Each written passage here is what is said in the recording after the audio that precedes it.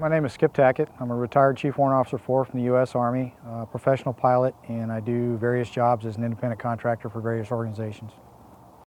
I was sitting there with my other aircraft. We were on a training mission, and when the D1 nozzle separated and the fuel started blowing out all over the aircraft, the fire didn't start immediately. And so I'm trying to assess what was going on. And my wingman to my left actually called me on the radio and said, "Skip, you're on fire, get out, get out, get out." And within about a second and a half, my entire world was black and orange and boiling smoke. And I can tell you that it was the longest 18 seconds of my life. My mind was in warp speed, going through procedures and shutting things down. And it was already on the outside telling me, "Come on, let's go." And my body's going, "I'll be right there. I got some things I got to catch up with."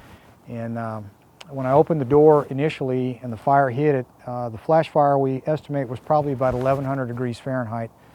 And it hit the open door on the Apache, came across the cockpit down the left side and right back out. And I was just charbroiling right in the middle. And my face was completely unprotected. I was wearing all the fire resistant gear, the gloves and everything that were Nomex, but I had no protection on my face.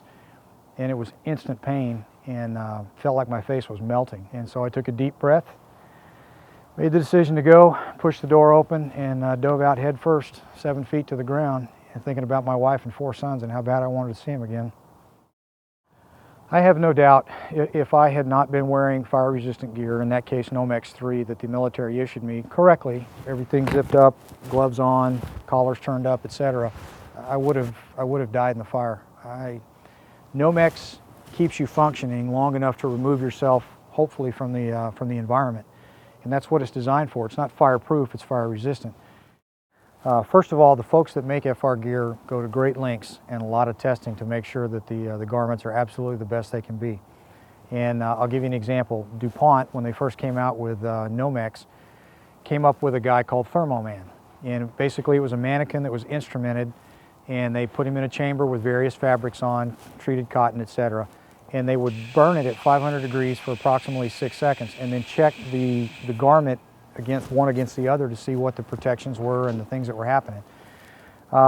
Massif has taken that even further, and they do that on all their gear, not only with something like this jacket, which is similar to the one that I'm wearing, but they'll put various layers underneath and see what the thermal transfer is all the way through. Not just is the fabric itself going to be compromised, and it's very important to understand that factor. So as I was talking about, you can see that on this particular jacket, it's not a camouflage pattern. This has actually been burned. And the fabric, the outer layer itself has been compromised. But the interesting thing to note on that is that when you flip that over, there's absolutely no penetration of the fire to the inside. And that's what is critical, because that's what transfers the heat to the skin or the underlying garments. And so one of the things that makes their gear so absolutely unique is the ability for this thing to be very lightweight. It's windproof, it's waterproof, it's fire resistant, it's stretchy, it's like the best gym coat you've ever had. And people still don't believe me today when I tell them that this thing does everything that it does, and it's fire resistant. And the important thing to remember, and the bottom line in all of this, is that a burn injury is absolutely something you want to prevent at all costs. There is nothing that is worth going through that just because you want to take a shortcut and wear something that maybe didn't cost quite as much or whatever. I can tell you this right now, the cost factor for me is a non-issue. If it will protect me and do what it's supposed to do, I'll pay whatever it takes.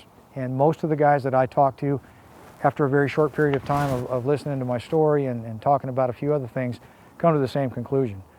You know, it's a risky business, and the nice thing about the folks that I've met and worked with at Massif is they work very, very hard to take care of the folks that take care of everybody else.